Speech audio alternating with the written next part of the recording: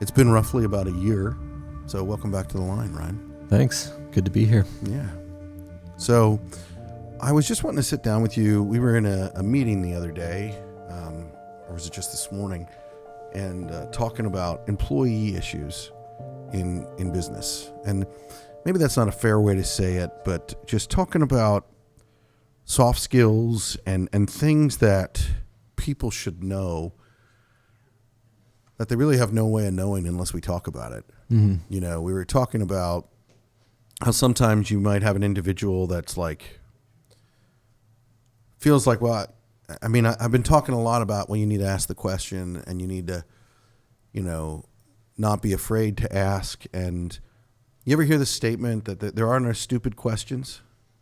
So I'm going to throw this one at you. Is that true? Not exactly. So what do you mean when you say that? Like, because everybody says it all. There are no stupid questions. Yeah. And I would certainly say that questions are, I would encourage asking questions to learn. But I think critical thinking is also a very important skill. So it's good to think through questions and not just ask every question that comes into your head. So what's the balance of like, actually, I was going to ask you a question and say, you know, what's the balance of what questions you should think through? And that in and of itself is a stupid question. All of them. As I thought through it, it's like, oh, every single question is one that you should think through. Yeah. You know, I think that's something that when you're asking a question of someone, especially in leadership, where someone might be leading you and you're asking them a question, I feel like it's a courtesy or a kindness or even a respect to have thought through the question before you ask it. Mm-hmm. Because it's almost like if you ask it without doing that, you're wanting them to think for you. Mm-hmm. Is that a? I mean, yeah. What do you think, Ryan? It's kind of a lazy way. Yeah. I don't know if we're allowed to use that word. You need to use something else. We'll have to edit that out. Okay. Yeah. It's there's a time and a place Mm-hmm. for asking certain questions. So part of it is deciding which questions need to be asked in the moment. Yeah. There would be a safety, depending on what you're doing, there would be a safety component that you wouldn't want someone to do something they don't know how to do. Yeah. If it would endanger them or others. So, and a part of that is training. If you're having someone do a task that is potentially dangerous, obviously an adequate training and going over the safety concerns would be one way to answer the questions before they're asked. But safety concerns aside, there would be a better or not better, a better or worse time to ask certain questions. And that there's a way to ask questions that shows that you're thinking critically, and you can still ask the question and communicate that you're thinking it through and asking a question just to clarify. What does and that to look make like? sure, well, like, a specific example is not readily He's accessible like, I right thought now. of But 5 specific examples, yeah. but they reference specific people. Yeah. No, but if you're working on something, or if you're in a situation, maybe beginning the question with, so am I looking at this correctly? This is how I perceive this situation, or this is how I would go about this. And if you're asking someone that has more experience, then you can kind of glean from their experience, but still show that you're making an attempt at figuring it out or at understanding the situation yourself and it helps. It obviously shows engagement. It shows a desire to learn and to grow, while still acknowledging or understanding that the person that you're asking the question might have more experience with it, and you might benefit from that experience. But if so, I don't know, the statement "there are no dumb questions" or "stupid questions" or whatever is not. That's a stupid statement. Maybe there's no stupid questions, but kind of there are.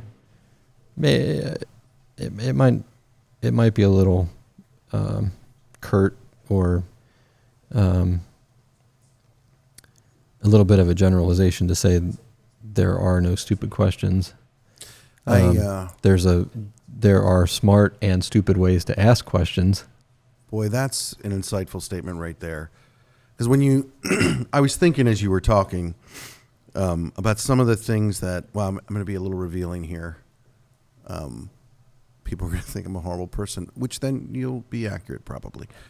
But one of the things that I really don't appreciate, we'll put it that way, is when someone says to me, well, it doesn't hurt to ask. Mm-hmm.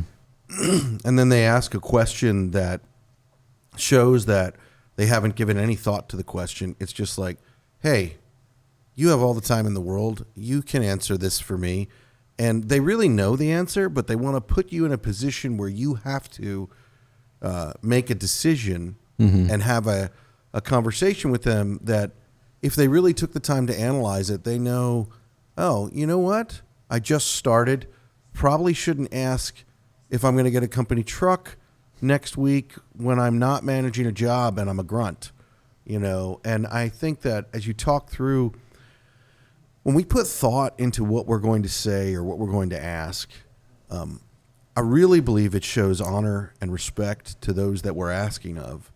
And you talked about when you're asking a question of someone who maybe has more experience than you or knowledge than you, and not that you need to have your hat in your hand, but having a little humility and honor. Mm-hmm. It really, I can't think of anyone who's ever asked me a question with that attitude that I haven't wanted to answer and help. Mm-hmm. But when people ask a question and they pose it in such a nonchalant way that, especially when it is a stupid question, and I guess what I would call a stupid question is one that you haven't thought about. Mm-hmm. If you haven't, you said the word earlier, lazy. If you haven't gone through the process of, should I ask this or should I know for me, even in my personal life, there have been situations and whatnot where I wanted to ask something or I wanted to talk to someone about something, and I went through that process and I was like, I really don't need to, and that's probably going to put a burden on them that they don't need. And it was actually difficult for me to be like, oh, well, I'm not going to talk about that. Mm-hmm. And it wasn't super difficult, but because it was so easy to just ask that question or have that conversation, it's like, do I really need to have that conversation with that person right now? I'll give you an example. I was in a situation the other day, and I was visiting a job site, and something went wrong. And my mind immediately went to, so this situation went wrong, and they're trying to fix it, and they're in a process of fixing it. And my mind is always calculating, and it usually moves pretty fast with the calculations. And so it's like I'm literally calculating what this mistake is costing, what the issue is, and I go through that entire process relatively quickly in my mind and then come to a solution. And I had to learn that moment was not the time to share the solution that I'd come up with. Mm-hmm. Because they're still in the process of dealing with the issue. And I'm like, you know what? Next time we should do it this way. And I literally had that on the tip of my tongue, ready to say it. And I was like, oh, you know what? I don't know if anybody here would appreciate hearing that or even be able to comprehend it in that moment. The amount of discipline and maturity that you would need to be like, oh, you know what? Yeah, while that transformer's burning over there, I'm glad that you are pointing out what we could have done differently. Thank you. I appreciate that. Yeah. So, yeah. So there are lazy questions, I guess, or, I mean, Yeah. how did you say it? You articulated it pretty well there. I don't remember. Stupid ways to ask the way you frame the question. There's smart or stupid ways to ask ask even the same question. The same basic question or premise might have. Trying to think of an example. And I would also I would say that it's best to be, if we're just talking about asking questions and how to ask questions, it's best to be especially careful with questions that are about your own benefit or advancement or and to make sure that you're asking that in the right way. I just think about like when I was a kid or with my kids as they learned and learn how to go about things. If when I was a kid, if I saw something that I wanted or something that I wanted to do, you just, can I have this? Can I have that? Can I do this? Can I do that? That gets old really quick. Are we there yet? And and it might get you, at times, it might get you what you want in the moment, but I think it also has an unseen limiting factor in the opportunities that might be presented to you down the road. You might be cashing in some capital, relational capital, or you might be cashing some chips in early for something and not realizing what it's costing you in the long run. That's really insightful. But if you're asking, it's better to focus on questions that benefit, say, the team or the situation or the goal, the objective, and be careful about the ones that are for your own personal. Why do you think that is? Is it because when you ask things for your own personal gain or your personal advancement, that people automatically, whoever you are, whether you're, whether you're a first-year apprentice asking your foreman, whether you're a project manager asking, the project executive, does it automatically set people into this mindset of, well, you only care about yourself? I think it has that tendency, yeah. Yeah. And I think it communicates maybe, or can communicate a lack of maturity, and a lack of concern for others that might be involved. And to be really honest, it's something that I really have to work at. Like I share with you, in the moment wanting to make a statement about a solution that I see, and I've had to learn a lot, and I really have to slow my mind down in the process of talking through it. I have to slow my mind down to be like, oh, I need to not say that. And it's like I wish that it was natural and easy for me, but it's really not. And I wonder if that is, I have to build on what I would call situational awareness, And I mean, ultimately I'm talking about self-awareness, but self-awareness is situational awareness, knowing where you are in a situation and then who is in that situation around you, and actually thinking of things outside of where you are and how that affects other people, even when you ask that question. I remember years ago, a guy asked me a question, and he was relatively new in the organization, and he was standing right next to a guy who had just kind of like sacrificed so much. And he asked a question about advancement or when he was going to get X, and this other guy had never asked that, had never, and he had given so much more. He had sacrificed so much more. And in that moment, I looked at the two of them and I thought, man, I want to give this guy everything that I possibly can. And this guy just is annoying me. Yeah. I mean, being a little revealing there in who I am, but it was like, and this guy wasn't asking. And I think that you have to be careful because some people have a natural tendency to never ask, and I don't think that's good. Right.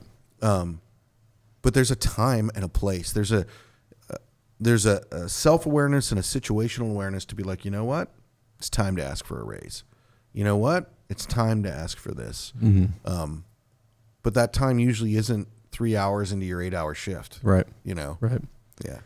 Yeah. Your first shift. Make sure you're putting the work in first. What does that do for you as a president when you see them put the work in? Like, well then I have my response is to take that. I want to take care of them. yeah. Give them opportunities to grow and advance, and that's both financial and just in responsibility and growth in leadership opportunities. What makes in the trade specifically and in your organization, what makes a good leader? Wow.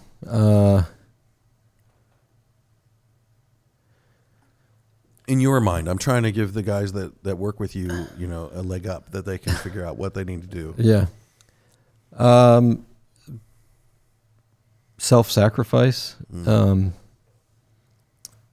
ability to get people on board with the mission or the goal, to create a cohesive team and to drive that team towards growth in performance, efficiency, quality.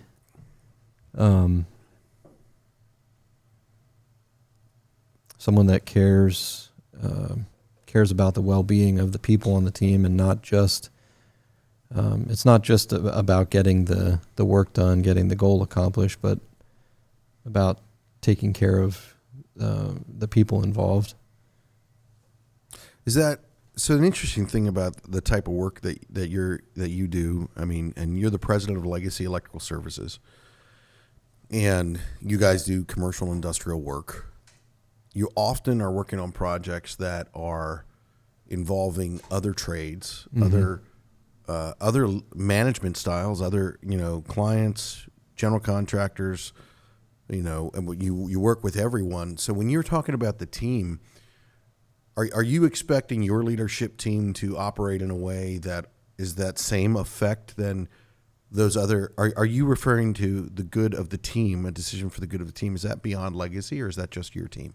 Oh, it certainly starts with our team at Legacy, but it extends to the other trades that we work with, the client that we work with. Ideally on a construction project, the job goes well for everyone. Yeah. When you are looking at things the way that you're saying, looking at them outside of yourself. Mm-hmm. I find that when we do that, our perspective is much more full. Perspective is different varying points of view to see the same thing. Mm-hmm. So it gives you a much fuller window. I typically, and I've asked you this question multiple times because you've been on the podcast more than once, but normally I'm asking people what's a tool or a piece of gear that they love. But I would say here in 2025, what is the number one thing this year that has been helping you in your role and what you're doing?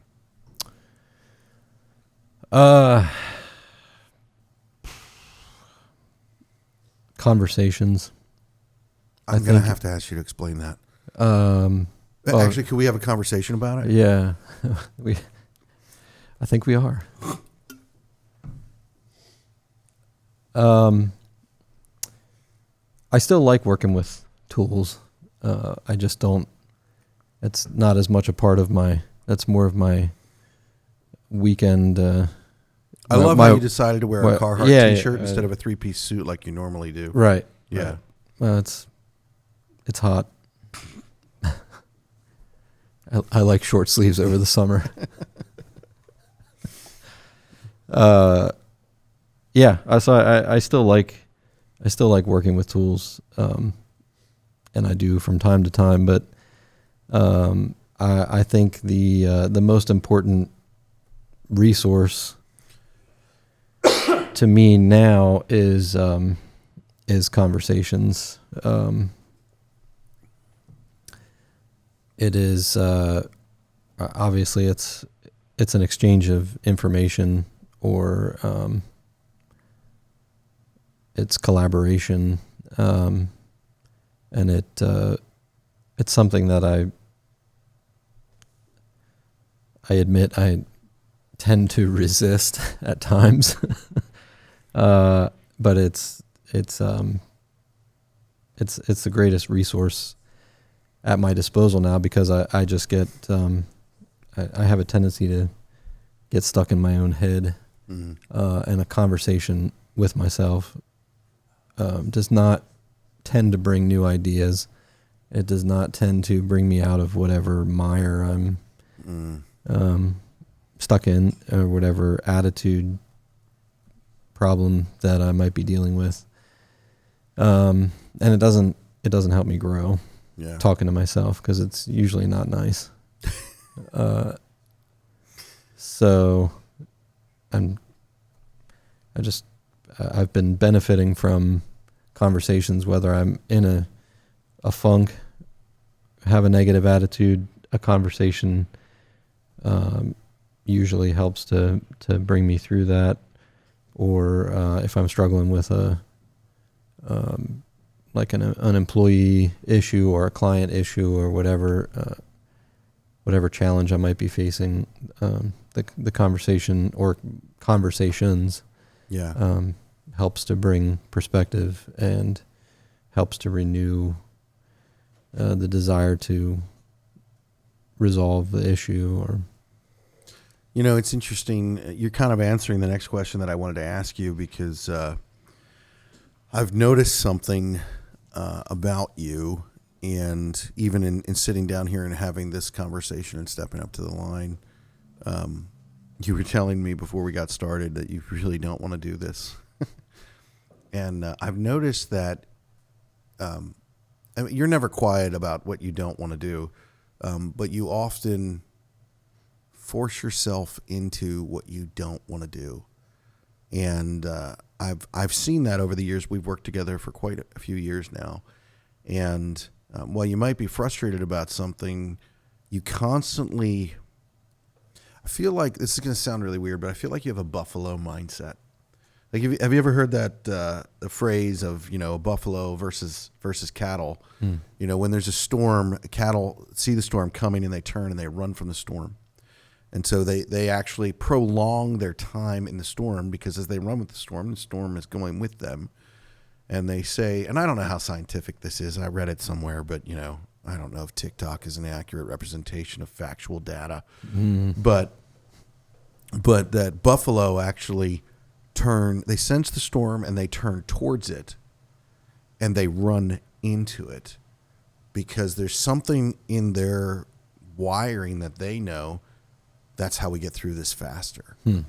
And I think that's something that I see in the way of, like, you just said that your one thing that for 2025 is conversations, which, knowing you and knowing who you are, it's like that's not something that you would say is a natural thing for you, but yet you're seeing that as a resource and you're going after it. You're sitting down here having this conversation because you believe that it brings value, even though, before we got started, you heard your voice on air and you're like, I hate my voice. I can't sound like that. No. But what do you think it is? Why do you decide to have a buffalo mindset versus a cattle mindset? Like, why do you do that? And I ask that for those that are listening, that are in the trades, that are struggling, like you might be struggling from time to time. And while you might really not want to do something, you tend to face doing it. What's going on in your mind? Let's analyze your mind. What are you thinking, Ryan? I think it is simply a lack of any other option. I don't I guess I don't see running from anything as a legitimate option. And I mean, I have obligations, Yeah. at work and at home. So, I'm sort of strapped to what I'm doing. That's maybe not what Well, I think you were looking for. No, I think that's true, but I think that at some point, I mean, everything stems from a decision. You know, when you look at where you are here, you can track it all the way back to a decision here. And so, while you might be strapped to it, as you call it, or your back is against the wall or whatever it is, you made a decision at some point to put yourself in that position. And so, my question for you is, like, even in saying, I know that you don't like to sit down and have conversations, and that's not because you're afraid of them, but you actually value very much the importance of a conversation and the words. You really take the time to craft the words that come out of your mouth so that they are effective. And so I'm asking this question of you, you know, like, so all of that stems back from an original decision, because for those that are listening, it's like, to face that storm or face that hardship or that thing, that's something that we need to figure out why we do that and why we don't do that. Because the reality is the buffalo get through the storm faster than the cattle do.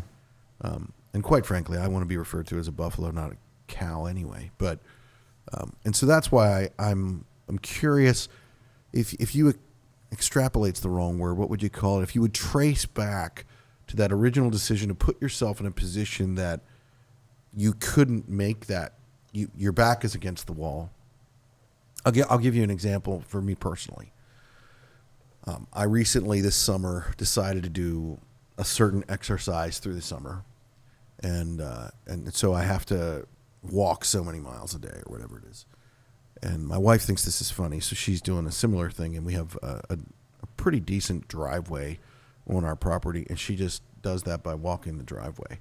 And she asked me one day, she said, because I'll just walk. I walk down the road and I keep walking until I reach a certain point, and then I turn around and I come back. And she said, why do you do that? Why do you not just do it close to the house? I said, because if I'm close to the house, I'll stop. And I said, but when I walk in one direction, well, if I want to get home, I have to complete what I said I would do. And so that would be my experience. I'm curious, like, so I know that I'm wired in a way that if I don't do that, if I don't lay that out, I want to say I don't trust myself, but it's less work for me when I put myself in my back's against the wall position. Then at least it feels like less work. And my wife is wired totally different. She thinks I'm stupid. That just would be dumb. She's probably right. So for you, when you trace that back, why do you make that decision to put yourself in those positions? And you can't say the same thing as I did because it's mine. So I go for walks, and I want growth. There it is. Yeah. I want to, as many times and as many days as I want to quit and stop. I mean, I know that's not an option, and I want to grow. I want to improve, and it's just it's hard. Yeah, and it looks different from day to day. Some days feel like big improvements, and some days feel like big setbacks, or but I want to see, for me it's slow steady growth that I'm looking for. I don't go after like big jumps or yeah. Well, they say slow, steady growth is the best type of growth. I mean, I read what was that? I'm like making weird noises on the podcast. I apologize if you're listening. But I read something about lumber from the early 60s and 70s and lumber from the early 2000s up until now. And the way that they harvest trees and they accelerate trees versus trees that grew before that was more of like a planned growth plan. And they showed the tree rings and like the fibers of the wood. And in the older trees, they were much, much more condensed. And in the younger trees, they were much further spread apart, which made the lumber weaker as opposed to stronger. And when you talk about that, it's like you want growth and that slow and steady growth. I think that is it's the only stability that you can have. Yeah, I don't know what I'm trying to say. This is where you jump in and save me from my own words. Wow. Okay. Yep. So know who your friends are.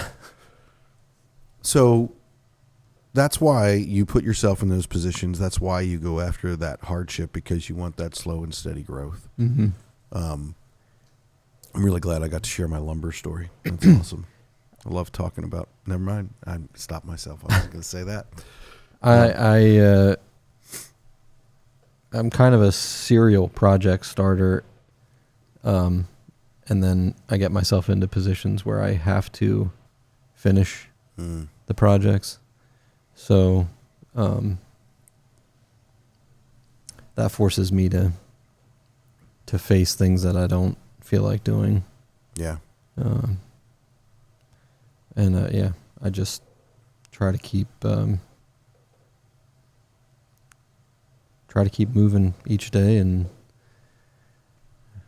try to make it try to be better, do better than the day before. Yeah. I mean, isn't that what we're all supposed to be doing? I mean, I really think that's, if we're not growing, I've said this a lot this year, but if we're not growing, then we're most certainly dying. And sometimes we want these big, massive movements. And it's like, that actually is not what we want. I was thinking about this the other day related to, I say to people a lot of times that money or time is the great equalizer. You can have all the money in the world, but you have the same amount of time as I do. And having worked in construction, you and I have both been involved in projects where people have a lot of money and they want that to be the unequalizer, we'll call it, in saying, well, let's do this project faster. I'll put more money into it, so I want more guys, and so I want more of this and more of that. And in some of the conversations that I've had with you, we have seen there is a diminishing return there. You do reach a point where, and I think of it just from a practical standpoint of, you're building a home or something like that, and you want green grass, and so you cover everything with sod. Do you know how many homes that I've seen like that 3 weeks after they've covered it with sod, it is brown dirt? Yeah. You can't speed up time. Yeah, and you can't. You really can't cheat personal growth. You can't. There's certain things you can't accelerate. Whether spiritually or emotionally or, but personal growth in your attitude and your perspective,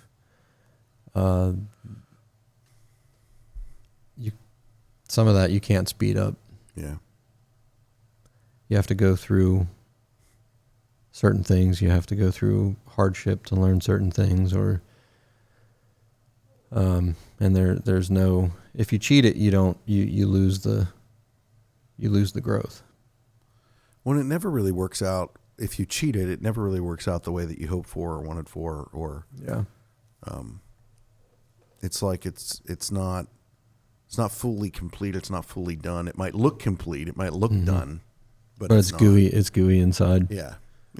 I was thinking of, I listened to a podcast by a guy by the name of Andy Frisella, and he said it's like a cake. You put it in the oven. You can't turn the oven up higher. It'll burn it, and it won't cook the whole way through. It won't. And that really is true. And I think about that often with different things in my life, especially in my career, where I've like, oh, I want this here. And the other thing I think that really, really steals joy or purpose or meaning or feeling fulfilled is when I start comparing, well, why is that guy over there here and I'm here? I did a podcast with a guy and he said how old he was. And I looked around at his company and the stuff and where we were. And I'm like, well, what have I been doing for the past 20 years? Like, clearly I'm an idiot. Yeah. Which, probably accurate.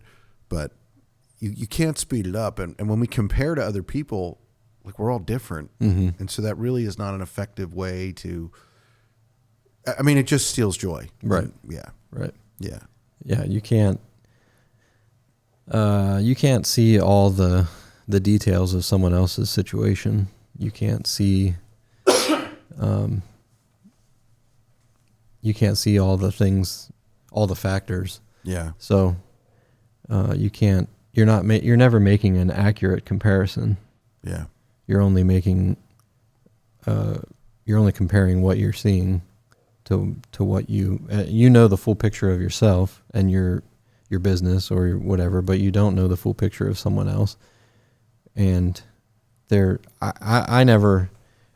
it all the time. Compare. I'm not going to act like I don't. Yeah. But it never takes me to a good place. Yeah. It only makes me frustrated or feeling less than, or it's never beneficial.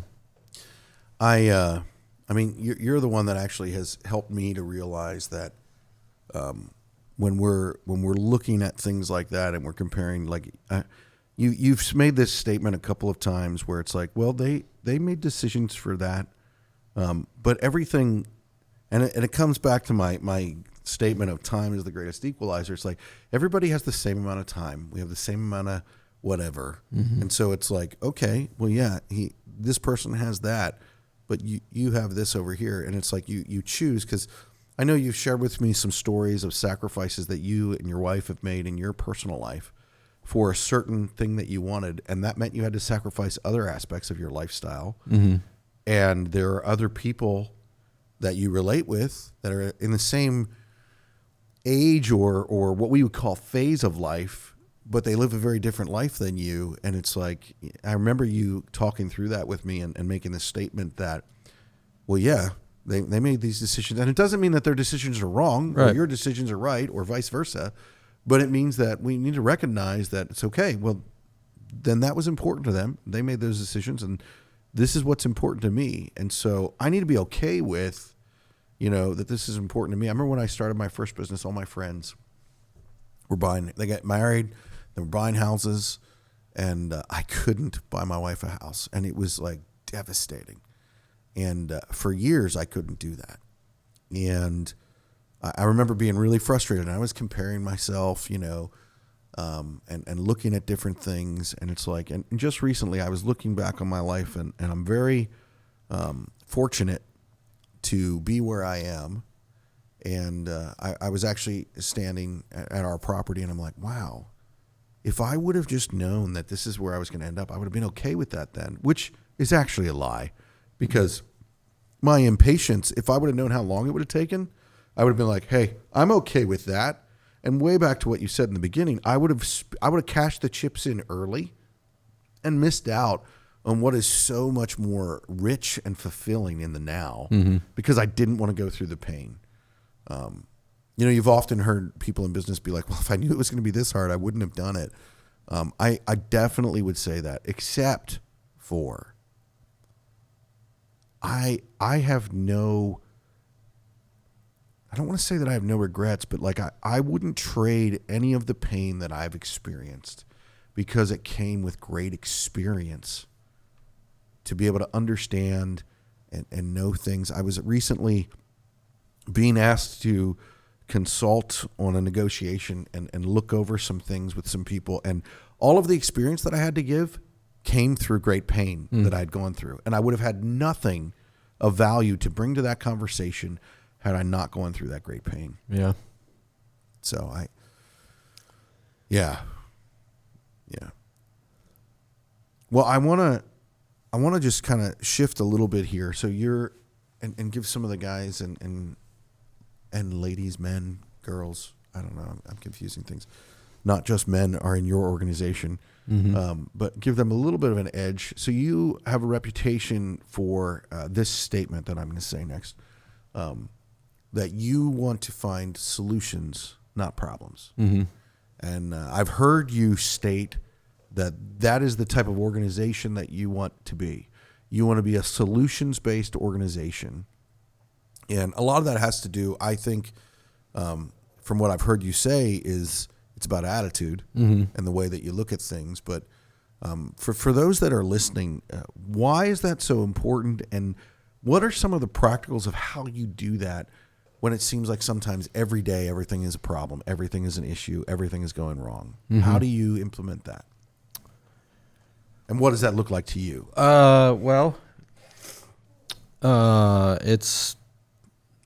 It's the core of finding solutions is the core of who we are and how we go about our work.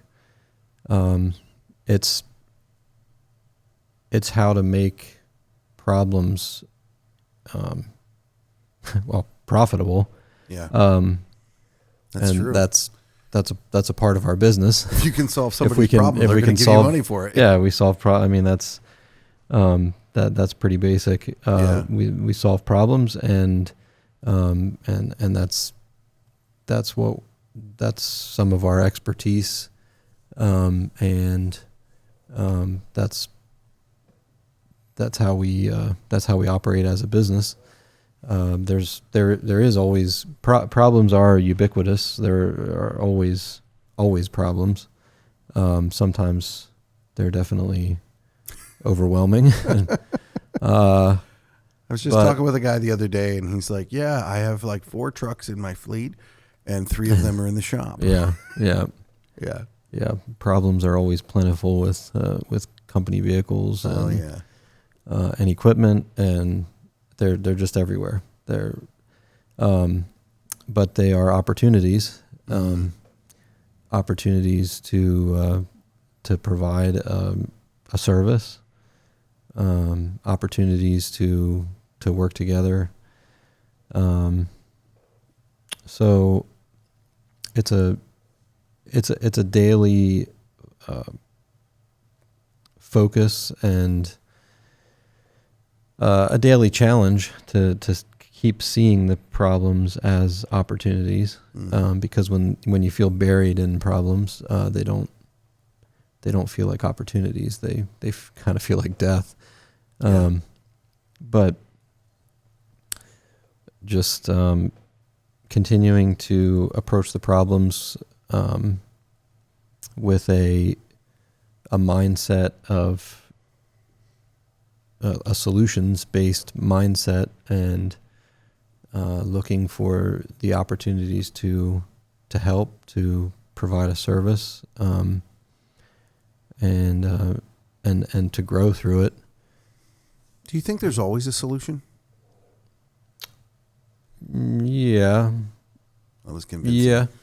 Well, there's not always a straightforward solution, and the solution, there are some problems that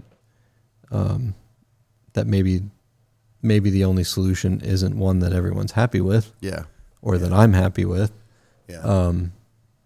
and those times I think you need to implement the solution that is available, and maybe there's a way to avoid that exact problem in the future, and But yeah, there's always a solution. I think And I that's mean, helpful going into the problem to know that. Yeah. Yeah. We're not tackling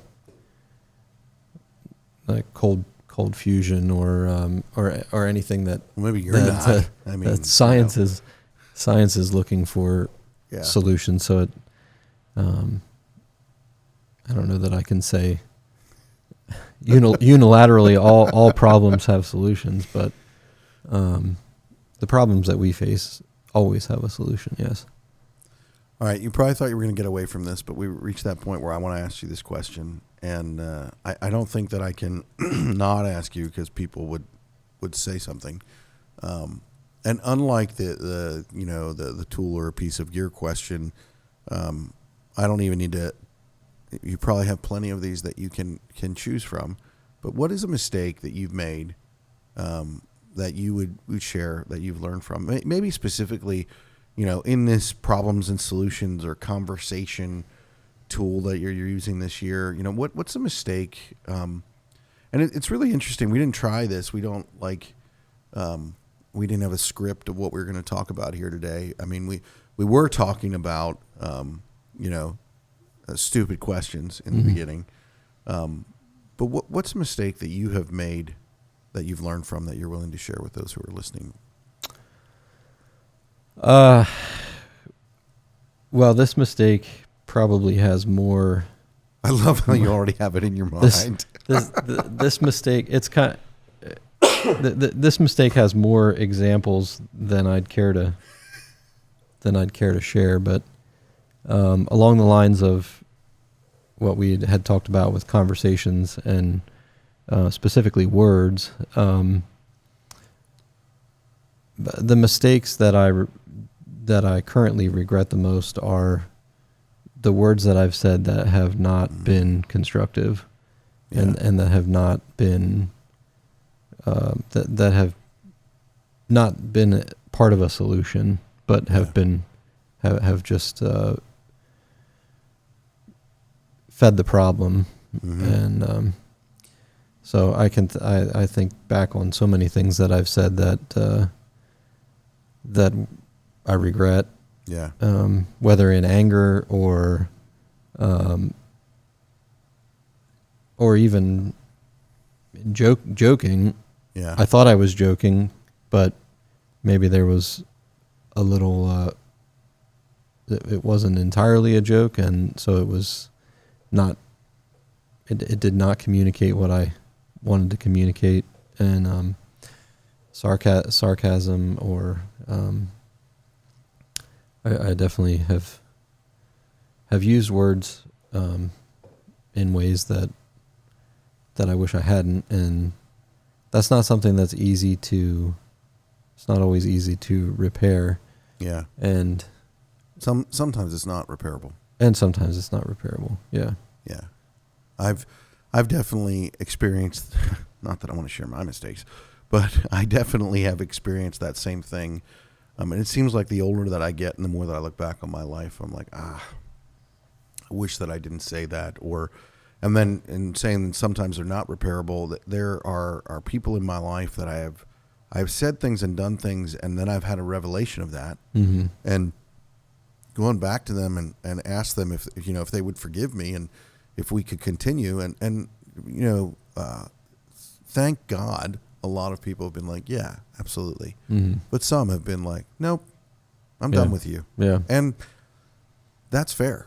I mean, so I think that is something that we just really need to think about, the words that we use and what we say. I mean, and when you talk about joking, all of us love banter and ribbing one another on the job site, but I think there's also that being aware of where you are and who you're talking to. Like, we don't know other people's experiences. Mm-hmm. I think some of the things that I feel the worst about are when I've made wisecracks and jokes when I was younger, and I didn't know the trauma that individual had. Mm. And what was just funny to me actually was extremely hurtful to them. Right. Because of their experiences. And I didn't have those experiences, so I didn't know. And so in my older years, this is going to be funny. A lot of people that know me are going to laugh at this. I'm much more guarded in what I say. And people are like, yeah, okay, wow. But I'm much more guarded in what I say because I realize that I don't know where that person is coming from and what they've experienced. And if I say this, well, it might be, and then also recognizing that even when something's funny, sometimes it shouldn't be said. So, yeah. Yeah. Words are extremely easy to throw around. Yeah, they are. Well, they matter so much because of the meaning that comes from them. Yeah. So, yeah. Well, Ryan, I really appreciate you sitting down and like, you didn't want to, but I appreciate you sitting down and having this conversation because I think it matters. I think that talking about the questions that we ask, the words that we use, the things that we say, they matter. And they matter on the job site, they matter at home, and they matter in the meetings that we're in and the things that we're doing. And so those processes and things that you're dealing with and going through in your organization and even you personally are things that I think we all need to deal with. And I appreciate you taking the time to share that with us. Yeah. Thanks for having me on. Thanks for stepping up to the line.